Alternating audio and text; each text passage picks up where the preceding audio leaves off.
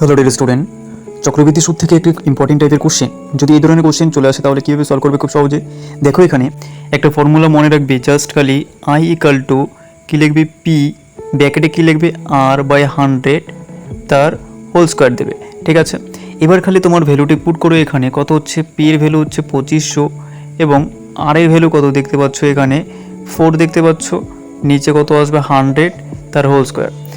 এবার কি করবে, এখানে দেখো এখানে তো 2500 আছেই, ঠিক আছে, আর এখানে স্কোয়ারের জন্য এই 4/100টা দুবার লিখবে, তাই তো 4/100 দুবার লিখতে হবে। এবার দেখতে পাচ্ছ যে এখানকার দুটো শূন্য ক্যান্সেল হচ্ছে, 25 দিয়ে 100কে কাটো, 4 25 100, 4 4 একটা ক্যান্সেল হচ্ছে, পড়ে আছে কত 4, তাহলে 4 হয়ে যাবে তোমাদের এই কোশ্চেনের কারেক্ট অ্যান্সার, অপশন ডি। যদি তোমরা এই কোশ্চেনটি বুঝতে পারো অবশ্যই তাহলে দ্বিতীয় নম্বর কোশ্চেনটি কমেন্ট বক্সে কমেন্ট করে জানাবে এবং ক্লাসটি ভালো লাগলে অবশ্যই একটা লাইক করে দেবে এবং বন্ধুদের কাছে শেয়ার করতে ভুলবে না। আর এই ধরনের ক্লাস পেতে এই চ্যানেলটাকে অবশ্যই সাবস্ক্রাইব করে দেবে।